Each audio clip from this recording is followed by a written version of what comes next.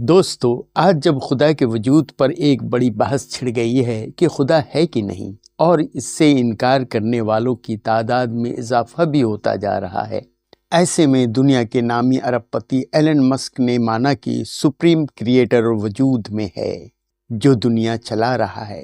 Katy Miller کے pod cost per Alan مسک نے کہا کہ میرا یقین ہے کہ کائنات کچھ سے آیا ہے۔ انہوں نے کہا کہ لمبے وقت تک ایتھیسٹ رہنے کے بعد اب وہ سپریم کریٹر کے وجود کو ماننے لگے ہیں۔ وہ آگے کہتے ہیں کہ اتنی حیرت انگیز اور مکمل کائنات یوں ہی اتفاق سے پیدا نہیں ہو سکتی، اس کے پیچھے ضرور کوئی بڑی اور طاقتور ہستی کام کر رہی ہے۔ پہلے وہ خود کو صرف کلچرل کرسچن مانتے تھے، لیکن اب ان کی سوچ پوری طرح بدل چکی ہے۔ اب وہ کائنات کے خالق پر پورا یقین رکھتے ہیں۔ یہ ان کی سوچ اور نظریے میں ایک گہرا بدلاؤ ہے۔ جب دنیا کے سب سے تیز دماغ والے انسان بھی اس نتیجے پر پہنچتے ہیں تو یہ ہم سب کے لیے سوچنے کا موقع ہے۔ خدا کے وجود سے انکار یا اقرار کا تصور کوئی نیا نہیں، کیونکہ جتنی پرانی انسانی تہذیب ہے، شاید اتنی ہی پرانی یہ سوچ اور یہ بحث بھی ہے۔ یہ ہزاروں سال سے چلی آ رہی ہے اور آج بھی جاری ہے۔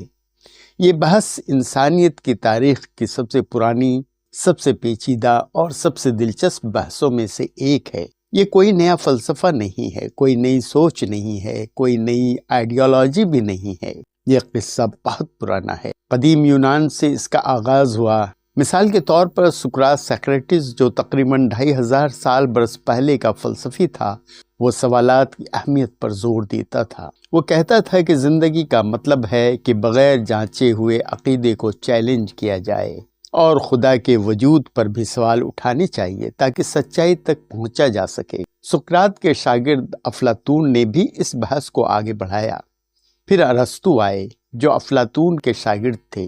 ارسطو نے انمووڈ موور کی تھیوری دی، یعنی کائنات کی ہر حرکت کی ایک وجہ ہے، اور یہ مسلسل ایک ایسے وجود پر آ کر رکتی ہے جو خود حرکت نہیں کرتا بلکہ سب کو حرکت دیتا ہے، جو انمووڈ موور ہے، اور یہی خدا ہے۔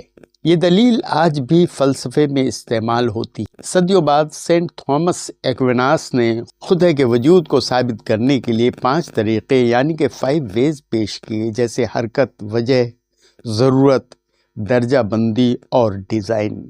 یہ سب لاجک کی بنیاد پر تھے۔ پھر نئے دور میں رینے ڈکٹس آئے جنہوں نے آرگومنٹ دیا کہ خدا کا تصور ہی اس کے وجود کا ثبوت ہے۔ پھر بلز پاسکل آئے جنہوں نے کہا کہ خدا پر یقین کرنا بہتر ہے، کیونکہ اگر وہ ہے تو فائدہ ہے، اور اگر وہ نہ ہوا تو نقصان بھی نہیں ہوگا، تو اس پر یقین کرنے میں کیا برائی ہے۔ شاید ایلن مسک نے اسی نظریے کو اپنایا۔ خدا کے وجود سے انکار اور اقرار کی یہ تکرار چلتی رہی ہے اور چلتی رہے گی۔ دونوں نظریات کے مالک بحث بھی کرتے رہیں گے، حق، انصاف اور انسانیت کی آوازیں بھی بلند ہوتی رہیں گی۔